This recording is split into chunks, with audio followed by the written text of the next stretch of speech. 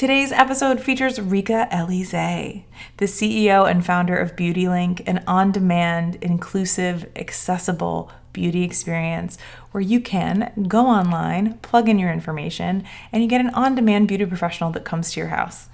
Obviously, with COVID, things might have changed a little bit, but BeautyLynk and its magic hasn't changed at all.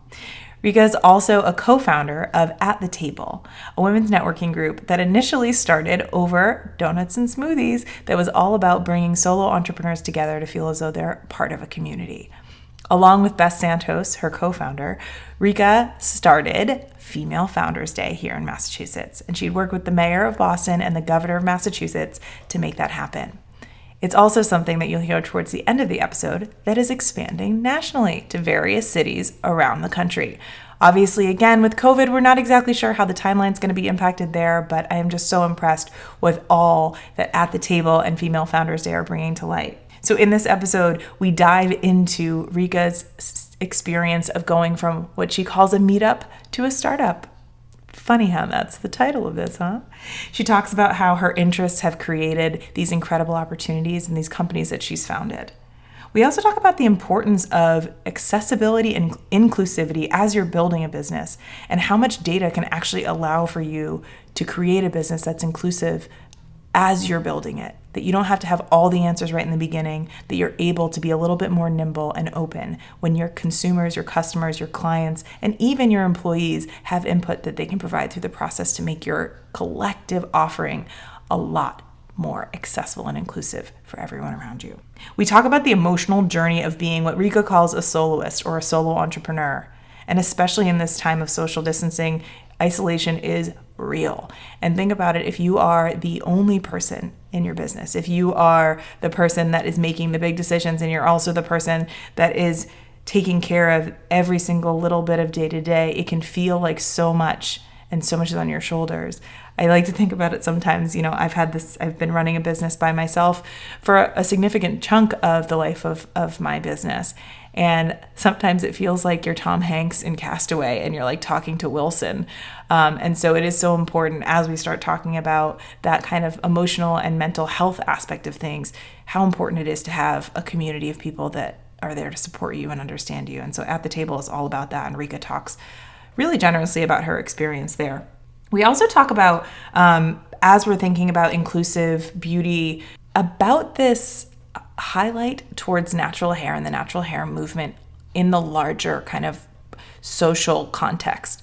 With Hair Love winning an Oscar this year and the Crown Act coming into fruition, and right around the time we recorded this, which was before COVID, it was around the time that Ayanna Pressley was sharing her hair journey. And so how all of these things are coming together collectively and how they have a larger societal impact than they might have had individually. And, Rica and I talk about how we think critically about that. Who's benefiting from when these things all culminate at the same time? Is it a matter of kind of thoughtful timing, or is it just the result of collective work that's been happening behind the scenes for so long? We also talk about networking and the importance of kind of humanizing networking, making it more authentic. At the Table is all about that.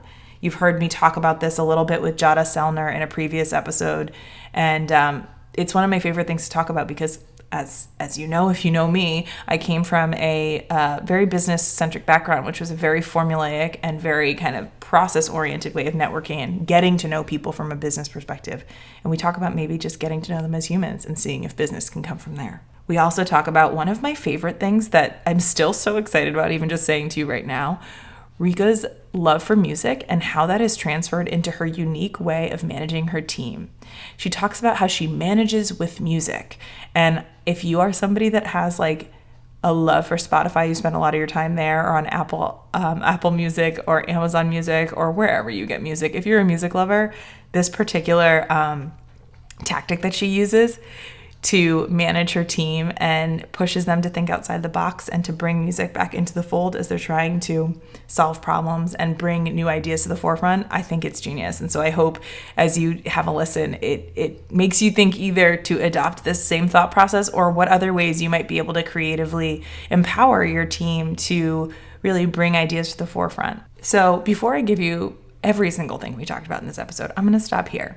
I just want to say before we hop into the episode, I am so grateful for your time. I know your time and your energy and attention is so, so precious right now.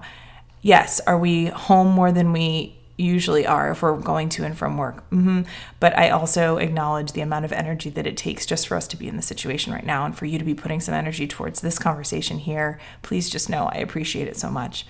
I am sending you wonderful, healthy, safe vibes, and please know that you're not alone. You've got this entire community, and I am here thinking of you and sending just the best energy your way.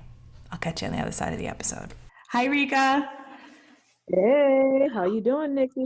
Oh, I am good. Welcome to Checkbox Other. I am so freaking excited to have you here today. I feel like I geeked out so hard the first time I met you. And then I was so happy we just ran into each other again recently so we could make this podcast conversation happen. I'm just so excited. Definitely. I'm always here for female founders. Yes. Oh, we're going to dive all into that. I can't wait. If you are a female founder listening to this, plan the rest of this podcast. Don't even chop it up. Listen to the whole thing, because Rica has all the things to share. So the first thing we start with is a little Cliff Notes version of your journey, the kind of big aha moments, pivots, anything you think people should know. And then we're going to dive into some very specific parts of your journey next. Okay. I don't know what to say that's like a truncated version of becoming an entrepreneur, but I'll definitely say it was by accident.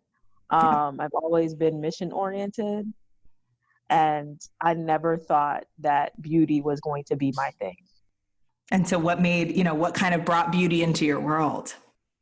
I was leading a natural hair group in Boston that went from 200 to a little bit over 16,000 or so. Wow.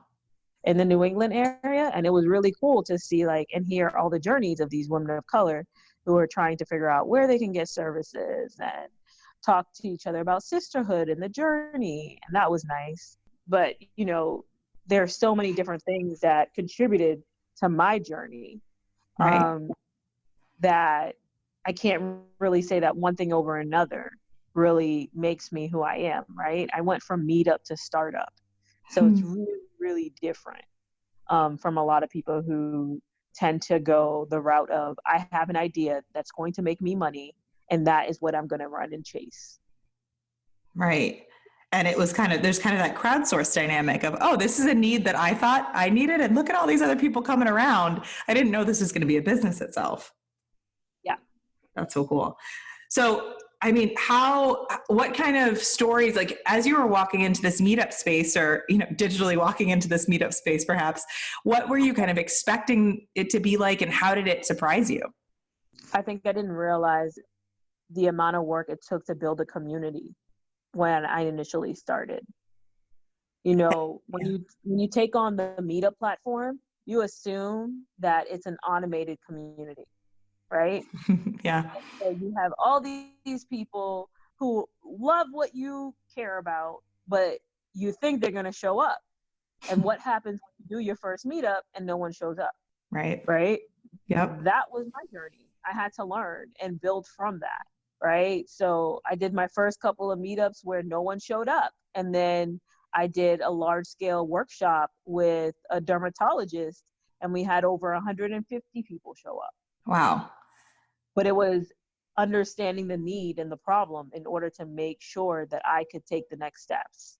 And being able to also weather those no-shows and be like, this idea is still something I want to keep making happen. I feel like a lot of times people are willing to kind of dip their toe in the water, put their neck out once. And if it doesn't work out, okay, it wasn't meant to be. I should close up shop and go do something else. Granted, there are situations in which that is an early indicator that you need to give up. Right? But yeah.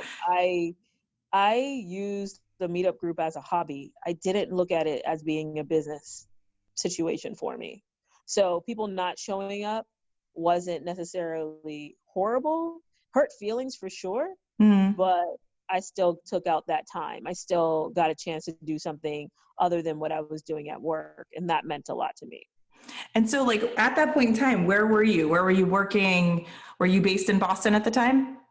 I was based in Boston working for a national organization educating men about prostate cancer. Oh, wow. So very different than kind of the natural hair journey. Very different from natural hair, very different from all of it. Yeah. Okay, cool. And so, one of the pieces obviously about this podcast is talking about kind of times that we felt other in our lives and how that's impacted who we are today.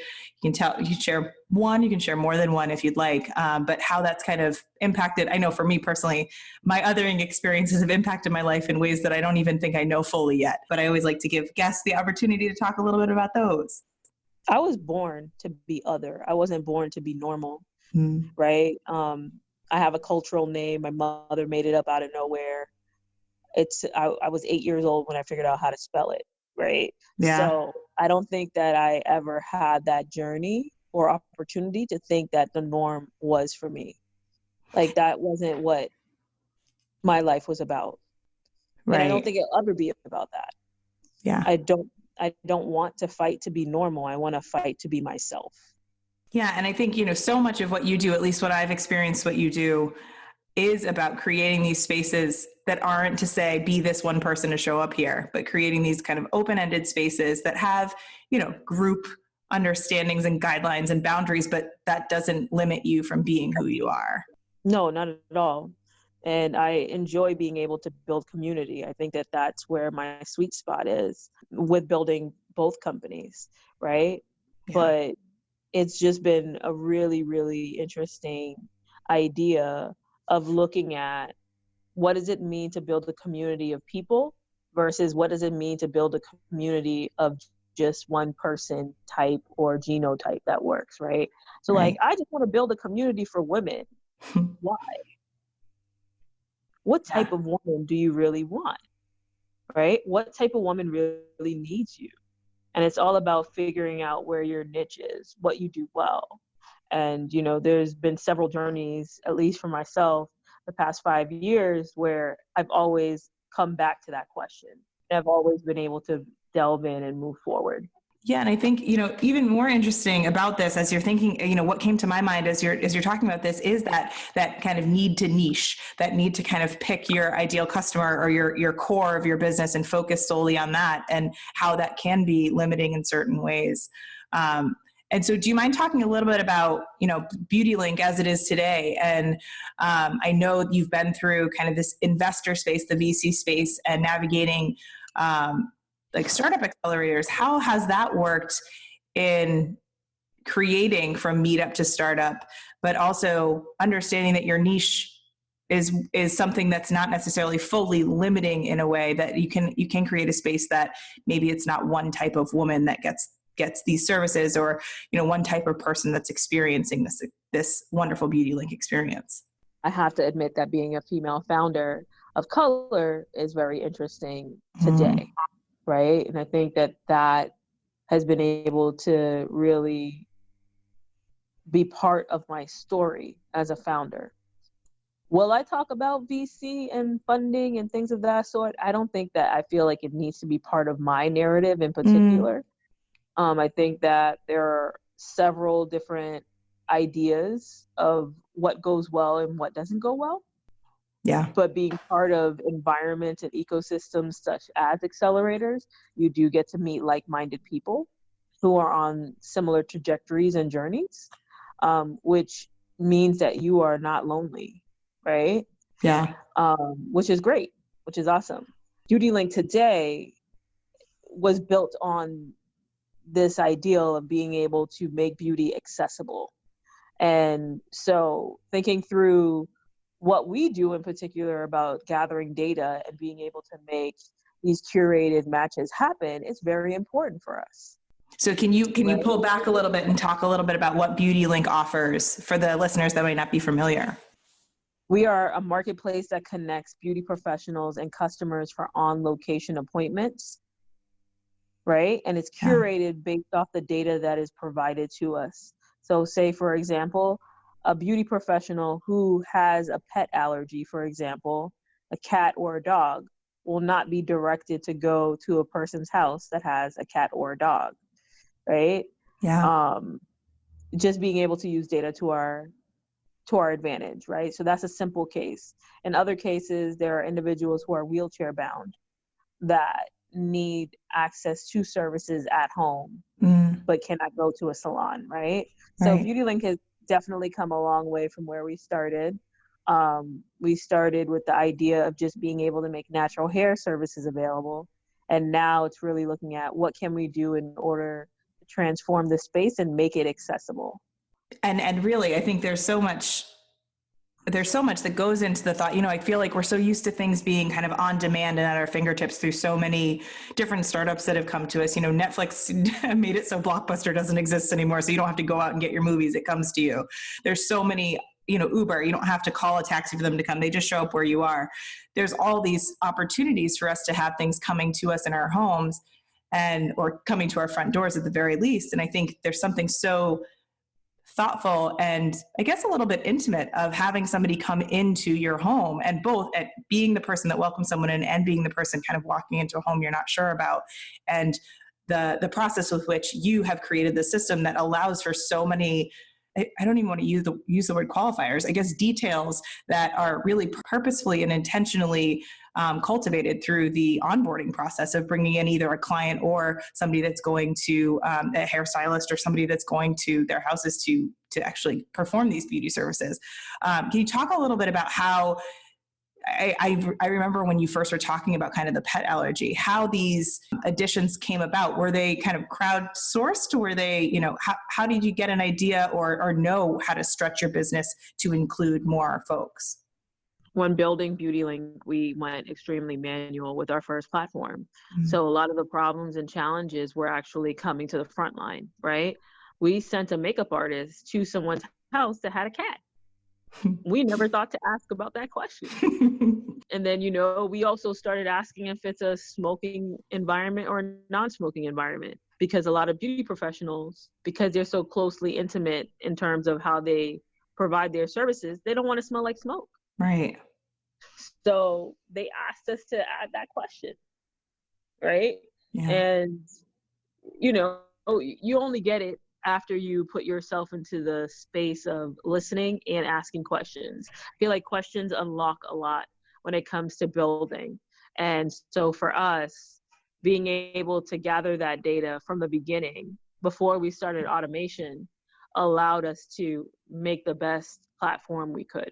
I love it so much that there's this openness to things. I know in past episodes, we've actually talked about this feeling of expertise or thought leadership at times, feeling as though you have to come to the table with all the answers and not necessarily being open to not knowing everything or potentially asking questions that you might not find the one answer to. And how much kind of being in that growth mindset can really shift the game for, not only, right, if we're talking about life, not just your business, but your life allows you to kind of expand and grow in ways you never saw possible. So I think, one of the things that I'm really intrigued to hear from your perspective on is, I know you talked about in the past of working with others and as you're creating at the table specifically, and I'll let you give kind of the pitch of what at the table is. How has partnering with others and bringing people together really helped an organization that is very much about the experience and very much about connecting people? How has that kind of breadth and that openness played itself out? Yeah, it goes back to the roots of me building community and how important that is. And when I think about the challenges I was dealing with as a female founder, a lot of it had to do with building the connections with other female founders because I was a soloist, right? So because I was a solo founder, I was feeling a different level of depression and loneliness, right? I was on the island by myself and I was Tom Hanks talking to my soccer ball and I just wasn't getting the feedback I needed. So instead of feeling like I was cast away, I really tried to figure out what could I do in order to change it. And it wasn't until Beth Santos and myself met up for cupcakes and smoothies that we figure out what the next step was. Like we only just wanted to have one dinner. And wow. we opened up applications and we had enough founders on board for the year. And that's when we figured out that there was a grave need for what we were doing. But as we continued to build the community, right, we figured that if we needed it and they needed it, maybe more need it. Yeah. Right.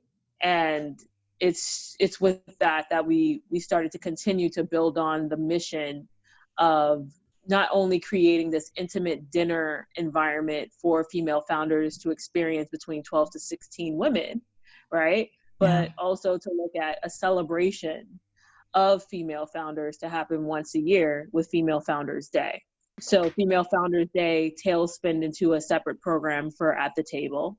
So, we've been able to do it successfully in Boston for a few years now. And we are now bringing Female Founders Day to different cities later on this year. And it's really to expand on that idea of being able to build community built by female founders for female founders. Right. And so, okay, so here's my question. I feel like a lot of folks, when they're thinking about pulling communities together, and definitely, I mean, the Female Founders Day is something that has become part of legislation in Massachusetts. It's something that the mayor's office has become a part of. And so how did that process go from kind of idea of donuts and smoothies, which love it, to something that is kind of being implemented on the kind of highest levels of government within our city of Boston? The Female Founders Day and At the Table, all of that encompassed the one thing that everybody felt was needed in the area. And so with that, we were able to really push forward and drive it forward. And now with mayor support and governor support in what we do, we're now looking at what does it mean, right? To continue that, scale that, and really think through, is the problem for female founders really just about these three things, right? Is it about something deeper? Is it about just having resources? Is it about building relationships, right? Yeah. There's so much to be unpacked. Yeah. And, in women's leadership in general, right, there's this conversation around, if we talk about women's leadership as separate from men's leadership, are we doing it a disservice? If we talk about one piece of it, are we solely focusing on, confidence or imposter syndrome? And we're not focusing on, just nearly getting access to a room to therefore grow your confidence. It's, I've had, especially coming from, my background is in more masculine dominated spaces, around, like, I hear you talking about that there's not a lot of women in there, but by creating communities or talking about women as separate, is that hurting the ability to bring kind of equity and equality to the table? And how would you I've got my own thoughts about that, but how would you react to something like that? I think that there's room for narratives, right? Yeah. And I think that the way that we've siloed each other into spaces moving forward will change with time as we start to look at diversity and inclusion as being something different. Right? And I appreciate the feedback about being able to say that we don't necessarily need gender only spaces, right?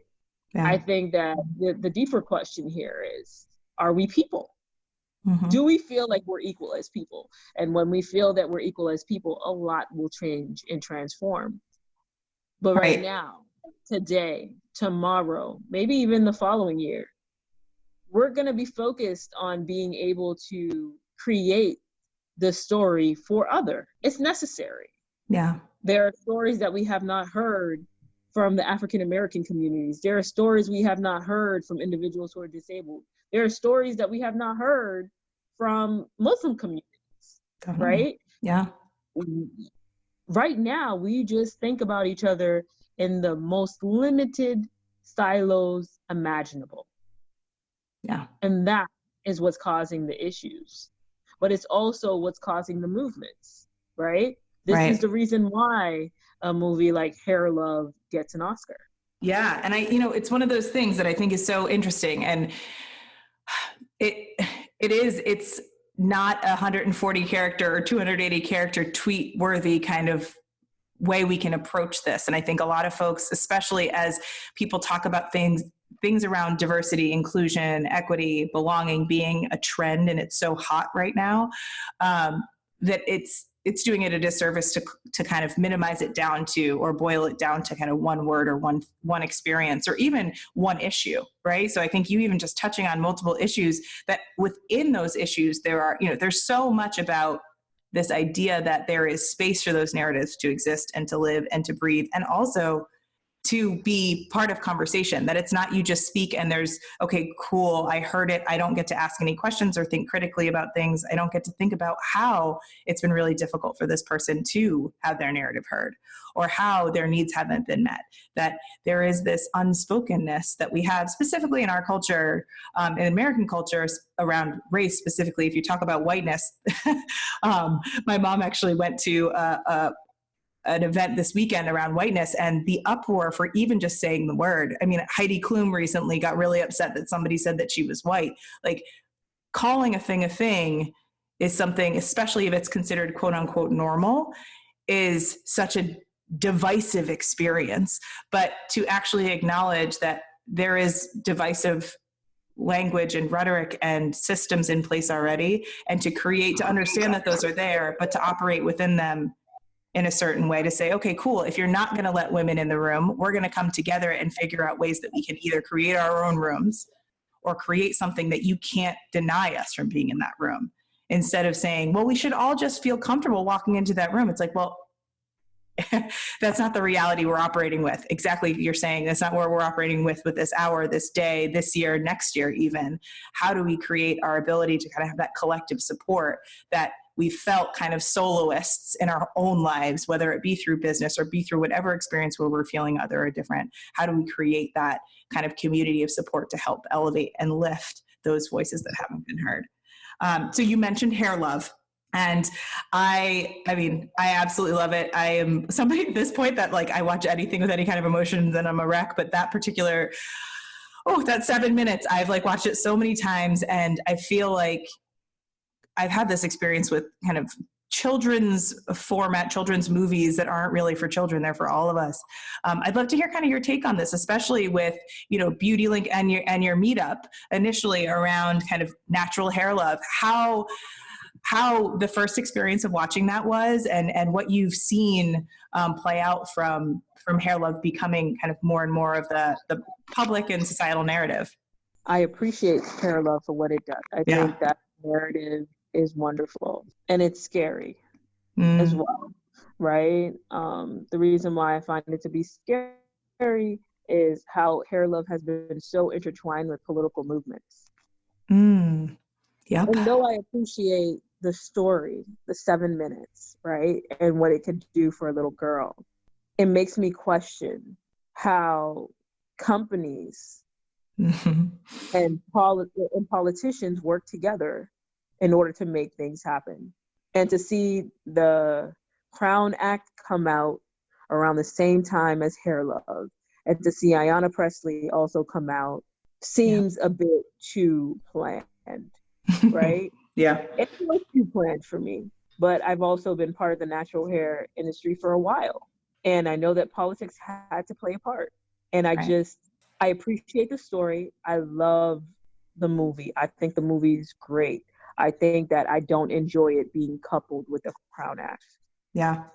And I mean, very overtly, even more so, right? At the Oscars being very much part of this narrative and part of this story around the fact that your hair is limiting you one way or another, and bringing DeAndre Arnold as, Matthew Cherry bringing DeAndre Arnold as his guest was intentional in that way. And it does make you kind of, I mentioned thinking critically, taking a moment, slowing things down and saying, wait, is there a reason all these things are happening at the same time? Or is it a spot where it's all this collective action and work has been happening behind the scenes, and this is the time for that kind of that egg that's been in a nest and been nurtured all this time to crack open for people to see it, and trying to really allow yourself to be like, wait, hold on a second. Am I being fed this for the powers that be kind of reasons? Or is this happening because of that collective movement forward? Yeah, I think that the movements being brought together right now is awesome. I have a problem with people identifying Black people as only as people of color and not anybody else. And there are other hair narratives that have not been brought up. Yeah. That could also learn a lot from Hair Love, but the individuals associated with this story have done some great things. Yeah. It's just that I want people to start thinking about what does it mean to go through your journey and be connected to other people versus constantly dealing with the separatist movement, right? Separate but equal. And like even, they have Cinderella and we have Hair Love. I don't know. Like, this is where I'm at. You know, I'm like, I love it. I love the premise of what everything's going on, but there are those moments where I'm just like, I'm over it.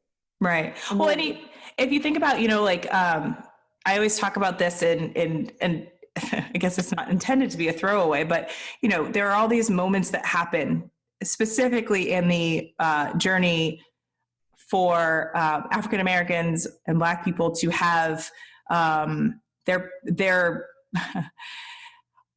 moments of Martin Luther King happened, so racism doesn't exist anymore.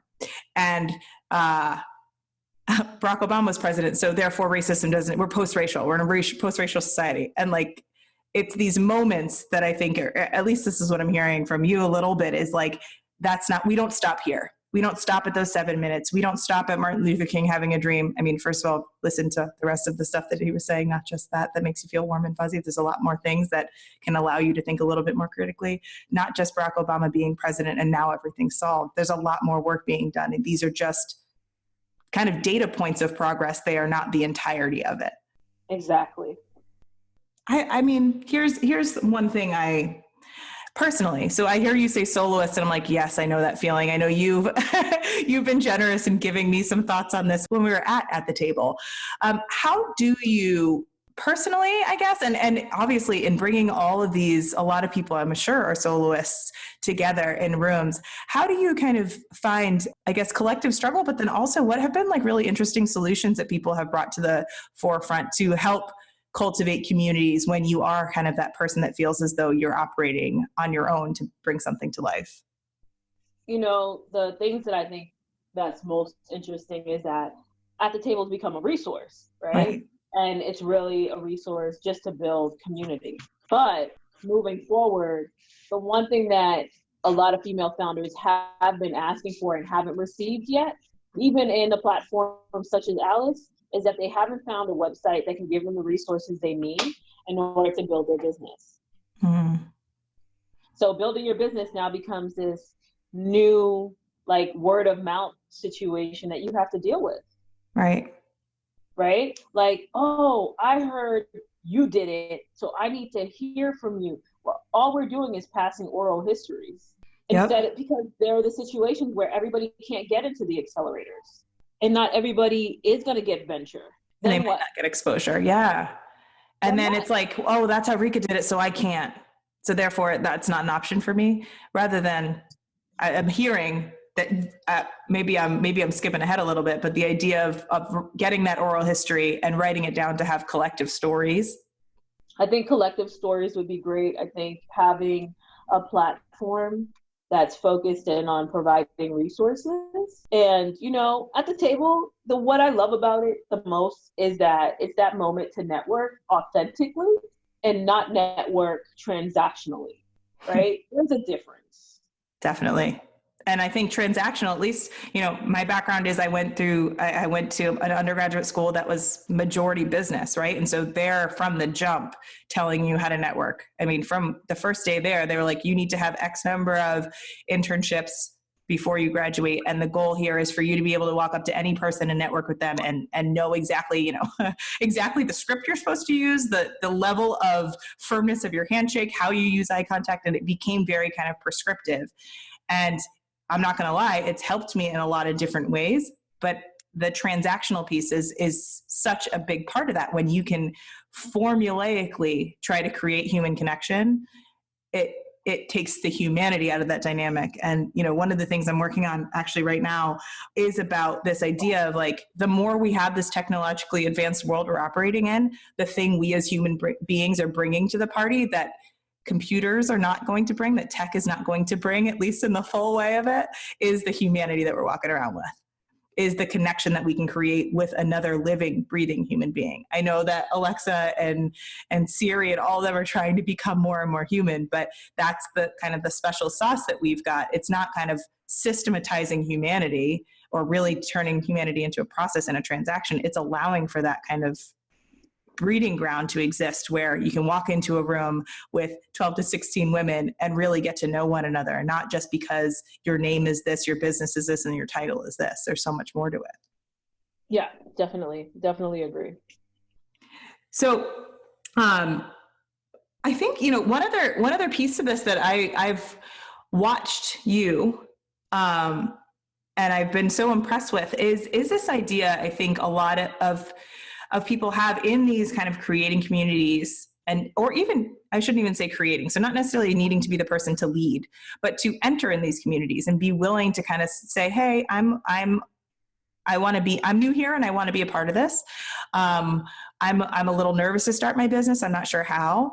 How did you I'm assuming you and Beth might have known each other before the smoothies and the donuts, but I don't know. So how did you kind of find someone that was such a good partner to start at the table with? I think, when it came down to Beth and I, like I said, we had originally only plotted for one dinner, right? And that one dinner ended up being more transformative than we thought it was. Yeah. And, as we continue to build and move with this community, we're just learning a lot about each other. We're learning a lot about building together because both of us are soloists. Right. So us being able to come together is still a new experience for us because now you have someone that you can rely on. Yeah. Which is a very different experience. Yeah, both internally and externally, like the internal trusting and the releasing of control, and the external of, knowing how to ask for what you need and want in different kind of ways than you've had to when it's you and your brain in your head doing stuff.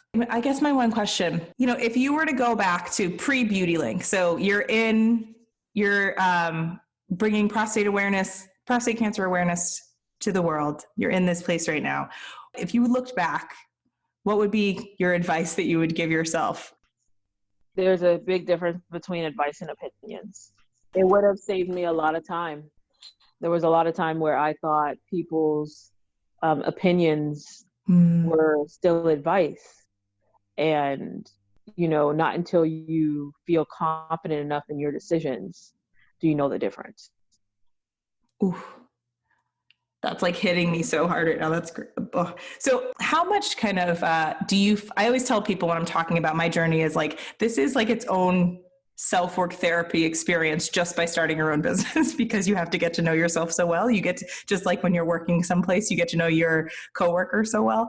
How much of that has been just through getting to know a little bit more of kind of that, I'm assuming, to understand what's advice versus opinion is to kind of get to know your own internal circuitry and your own internal gut. Has that been part of the experience for you? Definitely. I mean, I trust my gut now more than ever when it comes to things.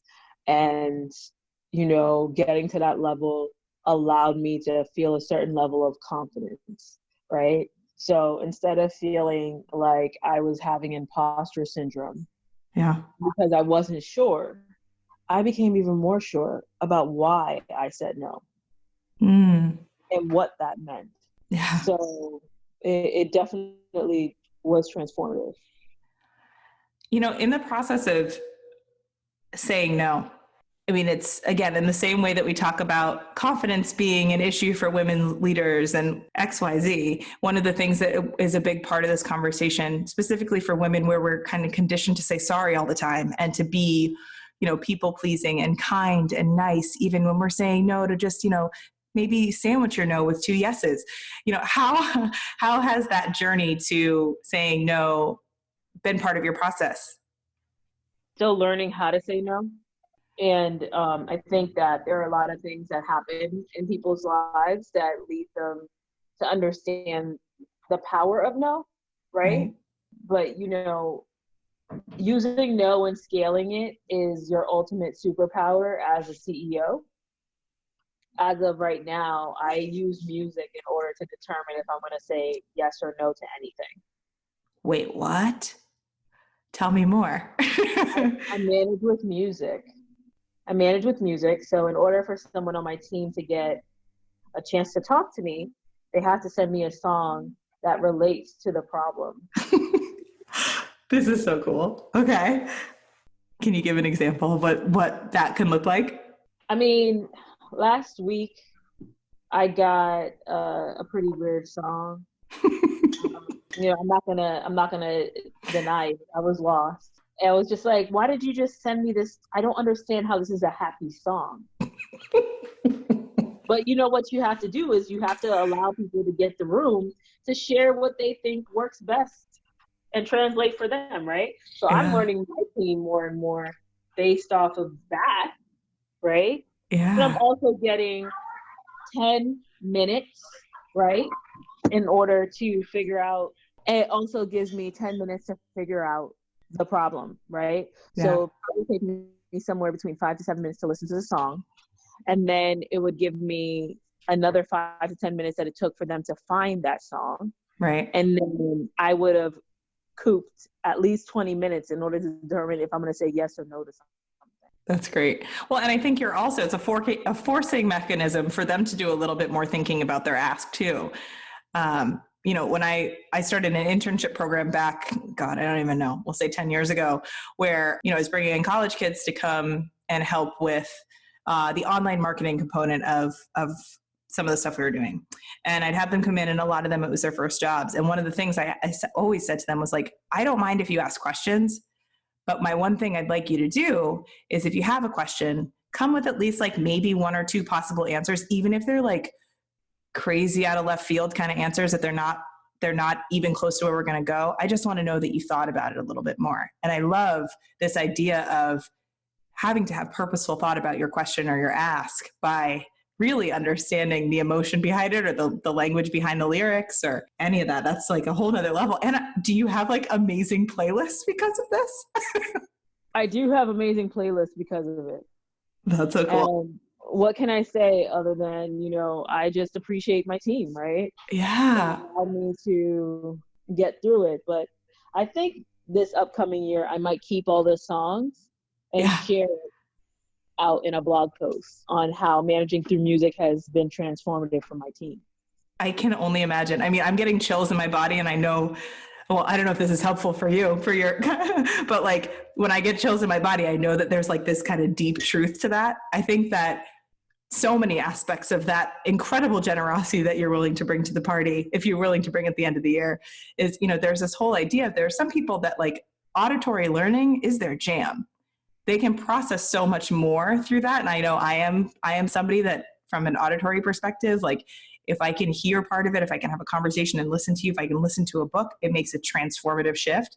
And so much of what we do in our kind of daily work isn't really necessarily focused on that type of learning. And I feel like, or even just consumption, I feel like that could be a game changer for so many people that are hopefully that are in this auditory world.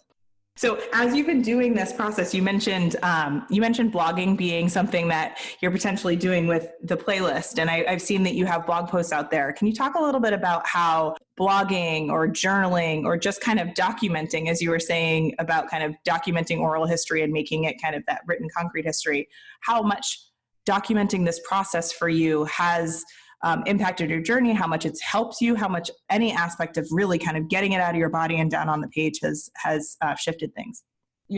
Writing and sharing my thoughts with people has been really transformative for myself, let alone for anybody else. Because, sometimes you don't even get to know what your impact is, right? Yeah.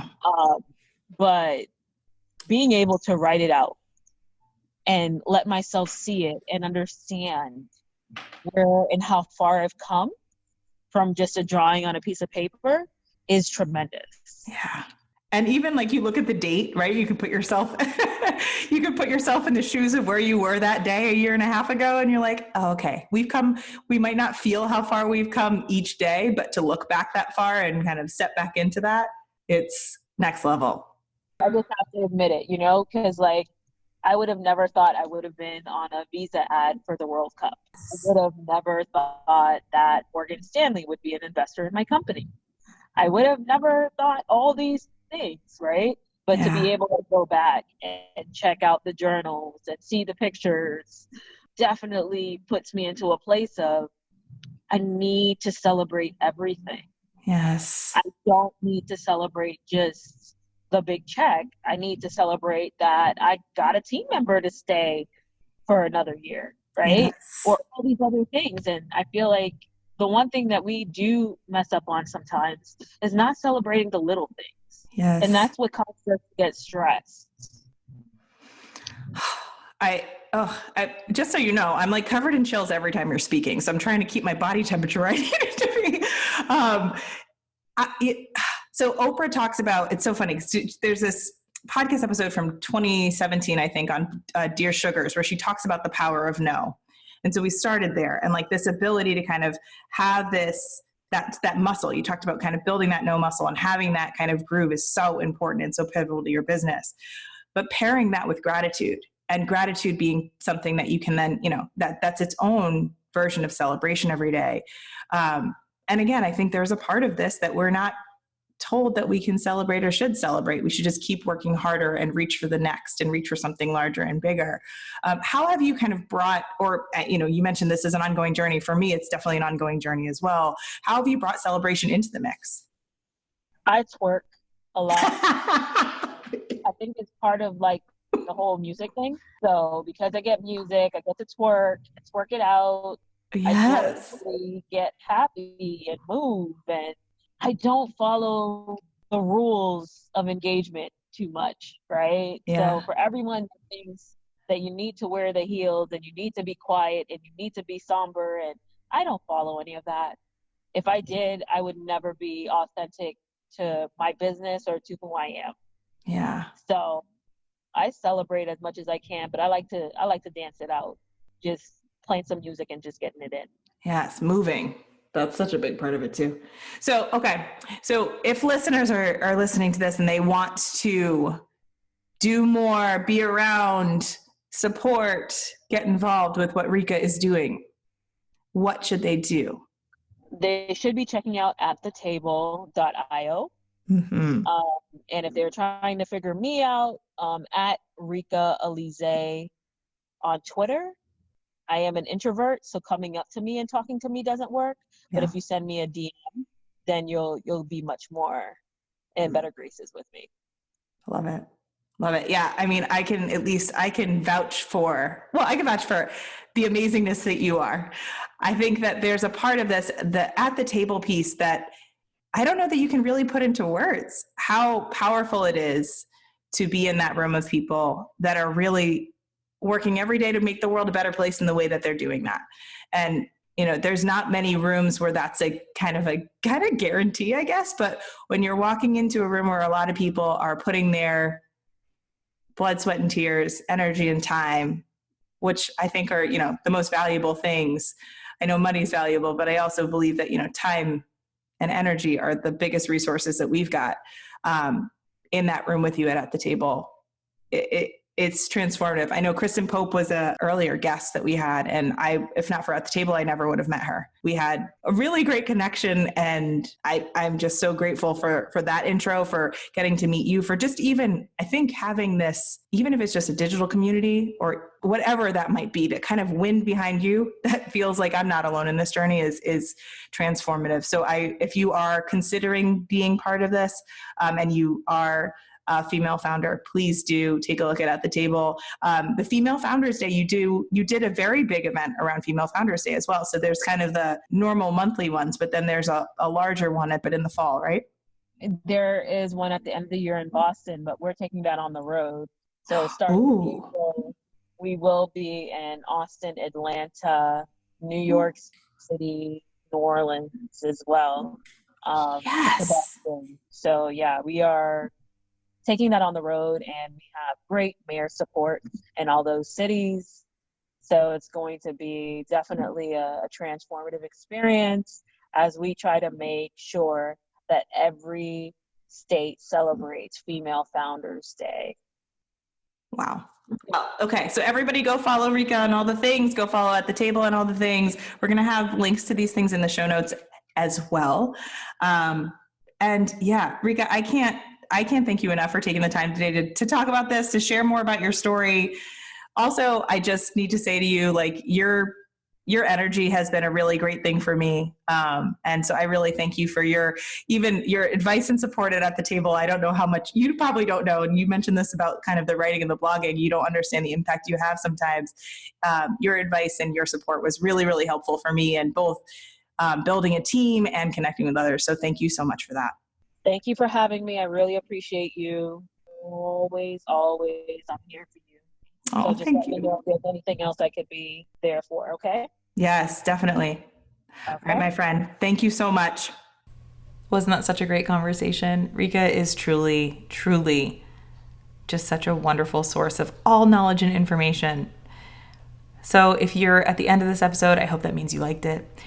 Rica has a wonderful Medium page where she has been contributing her thought pieces around COVID. And I really encourage you, especially if you're a founder or know someone that's a founder, to take a look there. She's been putting some really great resources out there around the mental health aspect of things, but also just resources that would be really great. We talked about that kind of sharing of oral histories and oral stories and making a collective place to do that. She's created some blog posts that actually help dive into how to navigate this situation right now that seems unprecedented, but there are people out there that can help.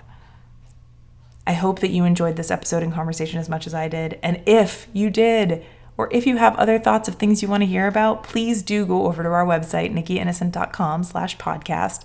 Click the Join the Conversation link and let us know what you think, what you'd want to hear about, guests that you think we should bring on. If you listen on Apple Podcasts, please do rate and review us. It really matters a lot to us. We like to know what we're doing well and where we can add more, where we take away some, what we can make better. So, again, as I ended the first intro, I'm going to end it here with everything that's going on in the world right now. I am so grateful for you and for your time. I am sending you and your family a whole lot of love, a whole lot of energy around health and safety. And I know that we will come out of this stronger than we came in. I will catch you on the next episode of Checkbox Other.